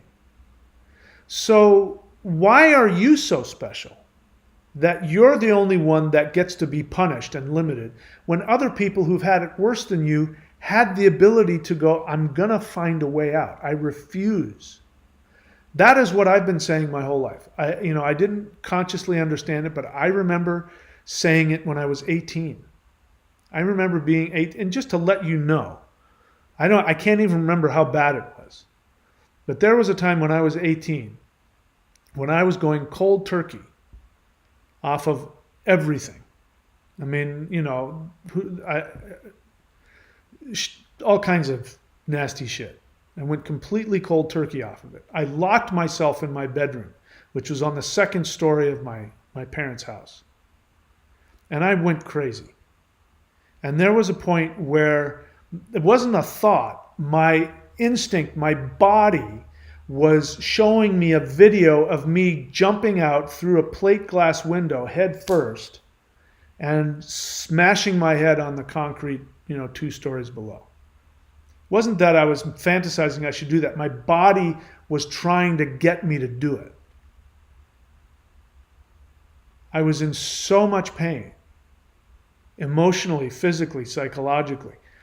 And we had those little clocks back then, 1981, those little clocks with the hands, with the seconds. And I remember the best I could do was I'd look at the clock and I'd go, I'm going to go 10 seconds and I'm not going to jump out the window. 9, 8, 7. And then I went 10 seconds. I'm going to go another 10 seconds. And I don't know how long that lasted, but that lasted a long time. And then it went from 10 seconds to 30 seconds, went from 30 seconds to a minute, went from 1 minute to 5 minutes, from 5 minutes to 10 minutes. And I made it. And I didn't jump out that window. And I remember sitting, later on, as years went on, there was a time when my greatest fantasy, I kid you not, my greatest fantasy was to be driving my car at 60 miles an hour and to find some brick building that had a sharp, corner.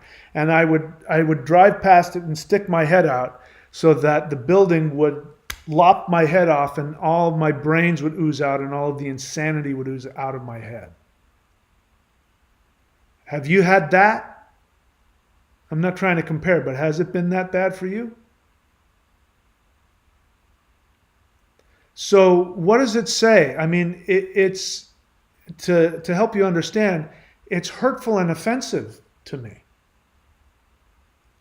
that you want to be given a special dispensation that you don't get the opportunity to work through your challenges and conquer your life and make it the best life you can. When I had to go through that,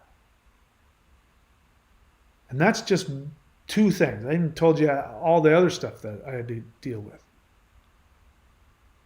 If I can do that, and if I can make the decision when I was, I don't even know how old I was, 20 years old, and I remember sitting there on the street corner and fantasizing about, how I could crack my head open so the insanity would ooze out and to get out of the pain. And I said to myself, you know what, Mike, this is as good as it's going to get. Let's make the best of it. I'm going to make the best of everything that comes my way because I can't make these feelings go away. I can't wish them away. There's no escape. I go back and do the drugs and stuff that I did, I'm going to be dead, and who knows what will happen to me. And I refuse to commit suicide. So what are my options? This is as good as it gets, and I refuse to let this destroy me. And here I am now 40 years later, and I'm teaching this. So Tiffany, is this really how you want to look at life? Does that, now look back at your question and ask yourself, does that question help you? And I want you to think about what a fucking asshole I would be if I said to you, yeah, Tiffany, for you, yeah, there are some people that really didn't want to come here, and you were for what everything I'm saying about the possibilities to live your life and be as happy. I mean, that doesn't apply to you because what a fucking asshole I would be if I said that to you. So no, Tiffany, there aren't any special people who didn't choose to come here. I refuse to believe that. I refuse to condescend to you or anybody else to look at you like that. I refuse to do it. I have too much respect for you to condescend to you like that. And for me to say that there were some people who were forced to come here and endure this life, that would mean that I was saying that I'm superior to you and that you are less than me. And I refuse to give you that feeling. If I can do it, anybody can do it. How's that for an answer? All right, let's see here.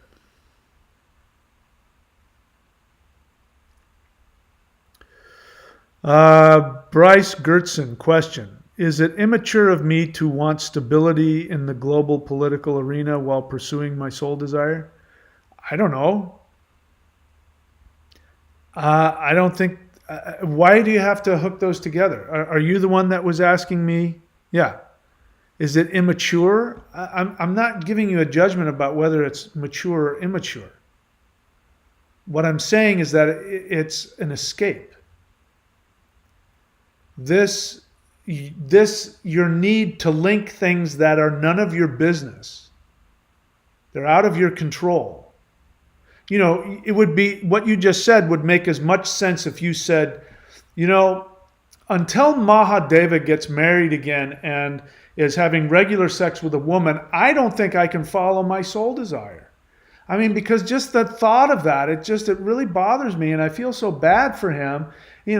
That's what you just said. These are two totally different things. The global political arena, what are you expecting is going to happen? Has there ever been a time in the history of human beings where there hasn't been a global political arena? Or even, a tribal political arena? Seriously, why do you, again, same thing, why do you want me to condescend to you to such a degree that, well, for you, Bryce, I can look at the global political arena and it's not going to stop me from doing anything. Fuck them. They can do their nonsense. I've got lightning qigong power. I'm going to follow my soul. But Bryce, for you, you're not powerful enough, my friend. The global political arena, it affects you more than it does me because you're weaker than I am. Or maybe you're more sensitive than I am. And because of that, you can't follow your soul desire. You're right. So you guys, you go off. I mean, I'm not going to condescend to you like that, Bryce. I'm not going to co-sign your unhappiness. I will hold your hand in your feelings if you're willing to drop the intellectual need to connect these two as though somehow they're intricately connected, your soul desire and things outside of your control that other people are doing. As long as you need to do that, I'm not going to respond well. But if you talk about your feelings and you say, I'm afraid to follow my soul desire, I'm in pain, I'm confused, I'm going to hold your hand because you're not making any conclusions about that. And I'm going to say, I'm really sorry you feel like that. I totally get it. It's okay. You can have those feelings and still take action. But if you want me to give you a pass because you're special and you want me to look down on you and condescend to you, I'm not going to do it. How's that for an answer? All right. So Patrick Neal, I don't know you, but I'm going to say goodbye to you. You're obviously not here seriously, and you're just adding, noise to everything. So welcome to watch, but let's see. What else? Oh, this is what I want to do. There we go. All right, what else? Any other questions?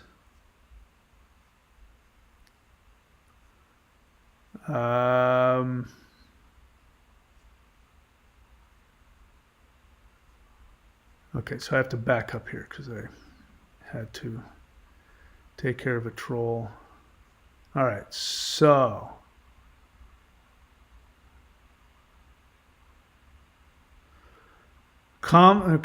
this guy's new, so I'm gonna put him in the corner. Ask a question or a feeling, otherwise don't waste my time having to scroll through your nonsense. Kamsognathi, honest feeling. My main feeling is anger at those who I feel are putting up barriers in my way. I fully agree with your assessment, though. It's an excuse. Anger is a feeling, but it's also a defense. There's a feeling underneath the anger. So while I'm acknowledging your anger, let's go deeper. Look at whatever, fear, sadness, insecurity, wanting to be accepted. I don't know. There's something underneath the anger as well. Let's see, what else? Robert Seaman, question. How specific are the time of birth for Vedic astrology readings? Down to the minute at least. The 2 birth certificates I have, times are different. They are off by 5 minutes. Will it alter a reading dramatically? Perhaps. What you can do is you can get what's called a birth rectification reading. So there's a lot of Vedic astrologers that do birth rectifications. And they basically will ask you a bunch of questions and they'll be able to figure out exactly, how many minutes. So I would get one of those and then you'll know. But generally speaking, 5 minutes. If I was doing your reading, unless you're like right on the cusp between signs or something, it's not going to make such a huge difference that I couldn't do a reading. But you still want to know. I guarantee you are going to want to know the exact minute. So go get a birth rectification reading. Absalom, question. Is growing up in poverty and hardship a good factor for creating charisma and personal growth? I have no idea.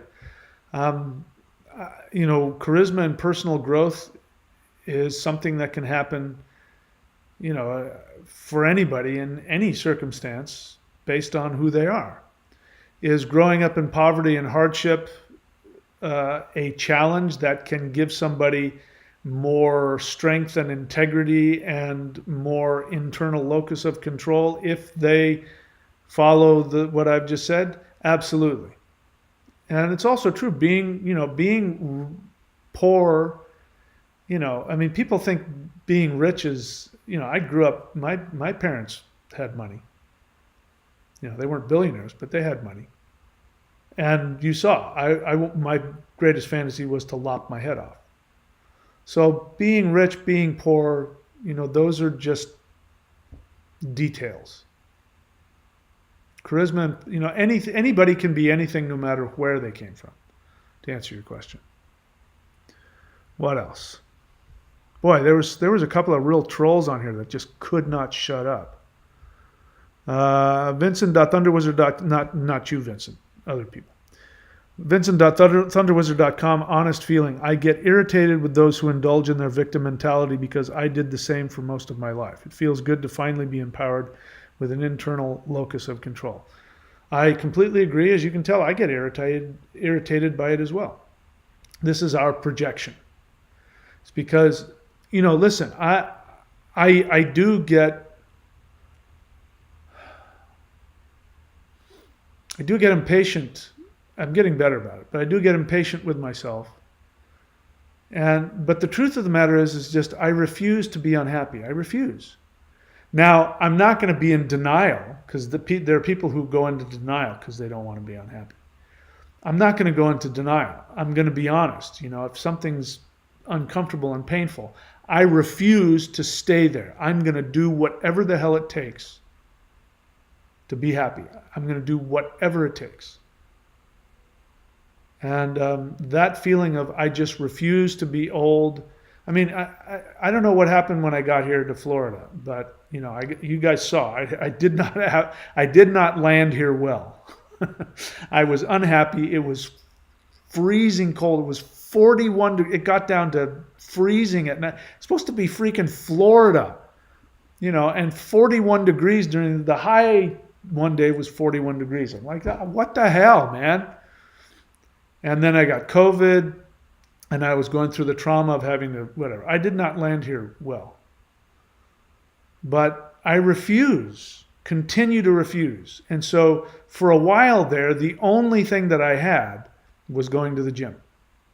And so I started going to the gym 6 days a week. And I started lifting harder than ever. And I'm bursting out of my clothes. I just bought a double extra large shirt. And I can't even, my lats are like, and so it works. Refusing to be limited, refusing to be unhappy, and not letting anything keep you down. It'll focus you into a direction. Right now I'm happier now, as you can tell, because finally it's feeling like Florida. It's now 80 degrees, and sunny, and so now I'm going to start going to the beach and surfing, and I'm looking for a place on the beach because I could now handle this. Still, the beaches are boring to me, but it'd still be nice to walk with my feet in the water and, So I'm going to be a little happier because the weather got warmer. But point is that the things that were limiting me, I mean, it was 41 degrees. I was stuck inside and I was, the only thing I had was to go to the gym. Because that's I would be miserable and feeling so despondent. And I'd go to the gym and get all those chemicals flowing with me, and I'd come back home and I'd feel better and I'd make a video and I'd feel hopeful. And so everybody's different, but you've got something. If you haven't got something, find something. The worst thing you can do is give up. So I'm going to be honest, Tiffany Twisted, your question sounded like somebody who was ready to give up. So of course I'm not going to co-sign that. I refuse to give up. I won't do it. I'll die before I give up. And so, Vincent, you're doing the same thing. Because I know you and I work together. It's amazing. I'm really, really fortunate because when I have clients, and there's a lot of them that I work with who, I wish I could, I'm not going to give out any personal details of anybody, but there's been a few clients that I've worked with who, when I first started working with them, I was like, there's just no way. But, I told them the same thing I tell everybody else, and they followed my advice. And then there were people who, same kind of thing, and they followed my advice for a little while, and then they ran into, like Bryce did, they created an opportunity where they just couldn't get past their resistance, and then they just got pulled back into it, and I never see them again. Or they act out against me, and then I say, listen, we're done. But it's a privilege and an honor to see people who won't give up. I mean, they people who have it worse than I've ever had it, not the exact same way, but in some ways their limitations are, they have limitations I've never had, and they refuse to give up. And it is so inspiring to me. So people that are that feel like they want to give up, one of the things you can do, and you can make the planet Saturn very happy by doing it, is start teaching. Start teaching people what you haven't learned yet. Go and be a motivational speaker. Like that old Saturday Night Live. Living in a van down by the river. I mean, but he's a motivational speaker, and it's funny as hell. But that's the best place for some guy who's living in a van down by the river. That's the best thing for him to do, is to go tell other people how they can make it, because eventually, that'll wear off on him. If you teach people what you want, you'll master it. And then you get out of your selfishness, you get out of your self-pity, and it works. That's the true meaning of charity. When you go to the homeless shelter and you give people food, you're really giving to yourself. You're looking at somebody who's down and out, and you're giving them, food, and you're giving them hope. You're giving yourself hope. Okay, what else? That's not a question. Sorry about that. I'm only looking for questions and honest feelings. All right, so I don't know who this is, but let me squish a bug here for a minute. Let's say goodbye to that troll.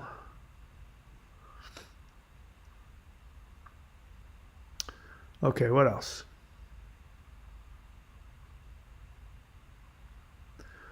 Rogue Mind. Okay, that's not a question. Bryce Gertson, question. How would you describe your shift in priorities and perspective now from when you were in your early 30s? So, you're in your early 30s? That's information you can tell me. You'd say, I'm in my early 30s. Because otherwise, why would you ask that question? Obviously, you're in your early 30s. Maybe you're going to say that. I asked because I'm that age and wondering how I will be when I am your age. All right, so my apologies. I didn't read the rest of it. You did reveal that. Well, first off, I have no idea that you and I are the same. By the time I was in my early 30s, I had already spent 8 years in college. I spent 4 years because I thought I was going to become an evangelist. And then that's when I walked away from Christianity. I had already done some acting, so I thought I wanted, and I did. I wanted to be an actor. So I went and then got my BA in theater, and then immediately, with a few of my actor friends, went off to Hollywood, and we did the impossible, and we found the theater no longer exists, but it was, if you know what a Quonset hut is, it was a Quonset hut theater right there on La Brea and Hollywood Boulevard.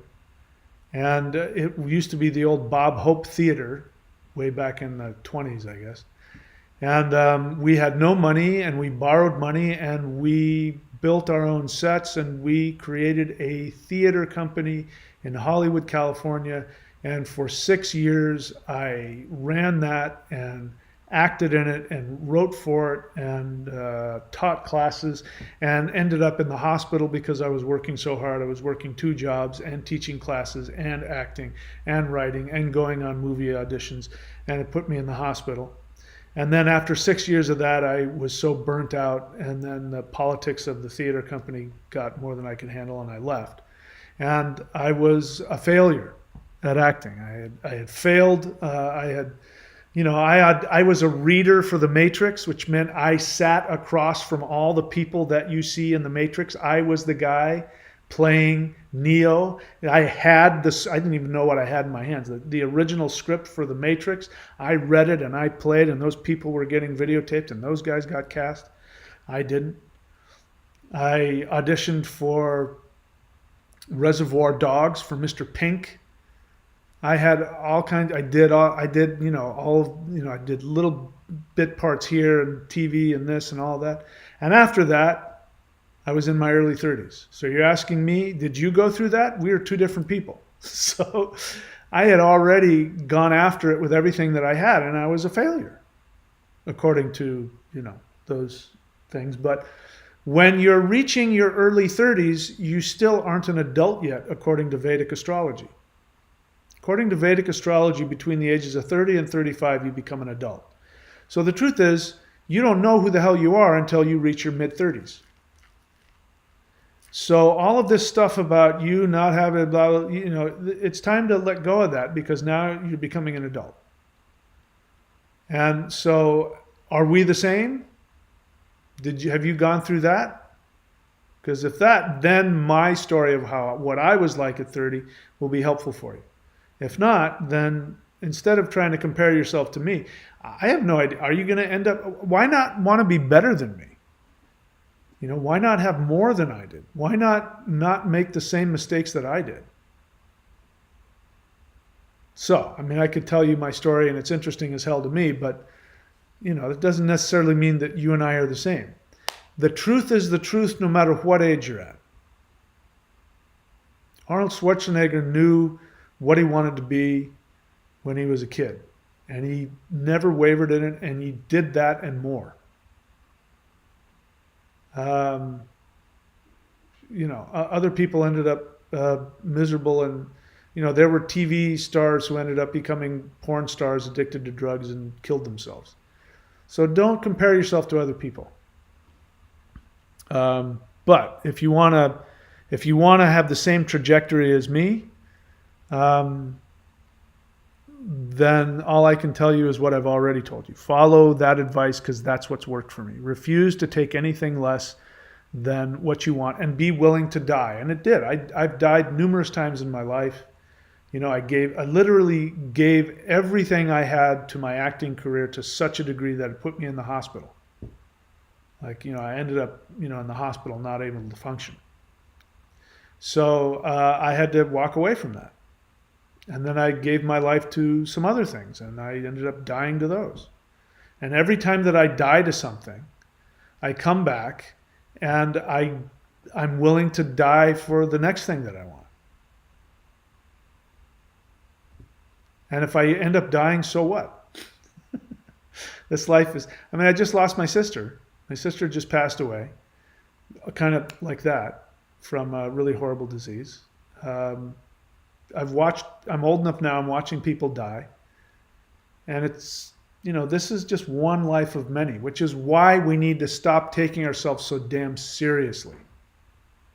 Make the most out of this one, because I guarantee, everybody listening to me, I guarantee you that if you do not go after what you want with everything that you have, when you die, you will regret it. You will be sitting on your deathbed going, man, I could have done this, I could have done that. And if you do it, you will be sitting on your deathbed going, yep, I did it. I don't know if I'll ever get back to Queensland, Australia. I don't know, but I know that if I died tomorrow, I would be sitting on that going, I spent 2.5 years. I walked away from everything, got on a plane, and because I did it at the right time, I got to stay there for 2.5 years during COVID. And I had the best surfing beach experience in my life. The best experience in my life so far. So, So I'm sorry I didn't answer your question the way you wanted, but take what you can from it. Tiffany Twisted, honest feeling. I loved Chris Farley as the... okay. Yeah, I did too. I thought he was very funny. Infinite 369, if you have a question, do you see above people are writing the word question? So, Infinite 369, do you like me? Do you want me to stay on YouTube? Because if you like me and you want me to stay on YouTube, don't ask me questions that are going to get me shut down. You know, we're not allowed to talk about that on YouTube, right? In case you didn't know that, there's a lot of censoring going on in there. People can't say certain things. So please don't ask me questions that are going to get me shut down on YouTube. I can't answer that question. Rogue Mind question, what are your thoughts?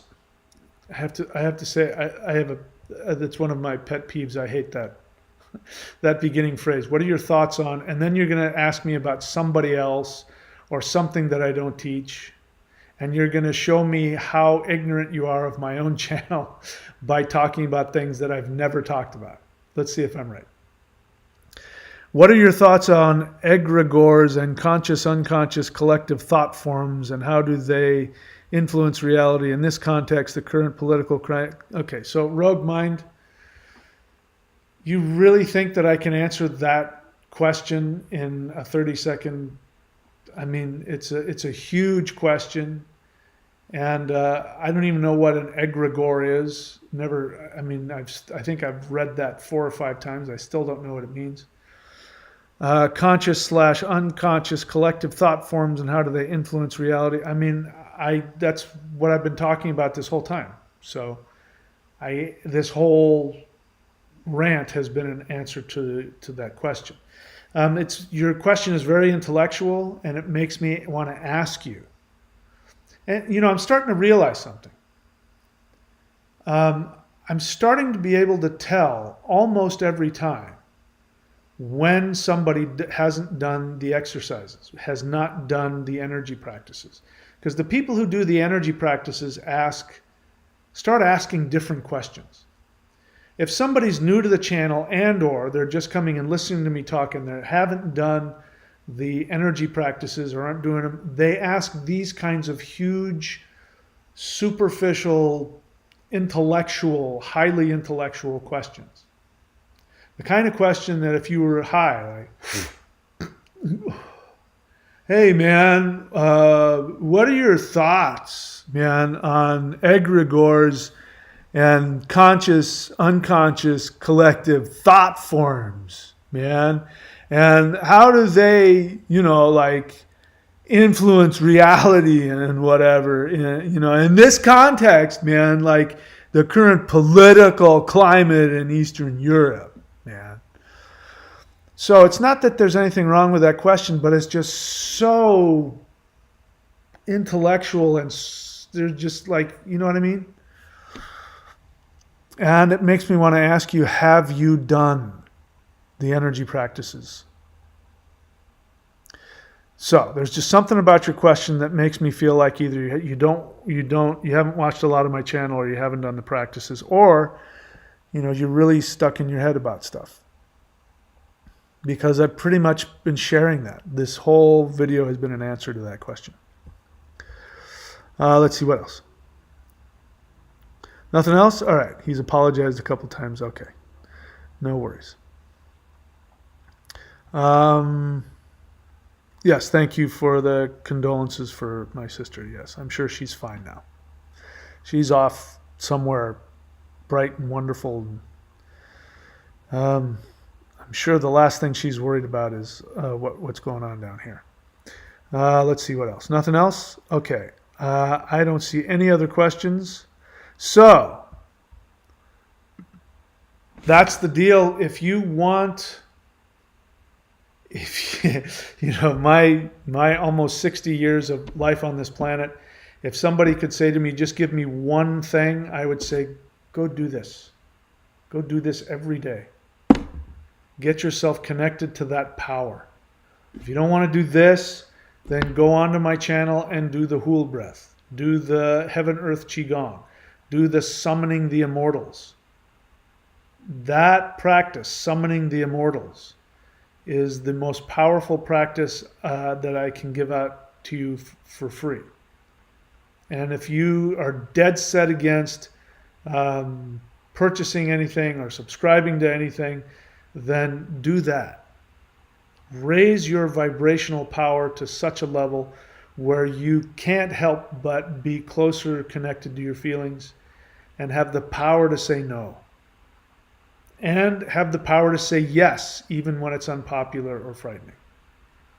And so that is my recommendation. Of course, if you want to see everything that I do, you go to courses.thunderwizard.com.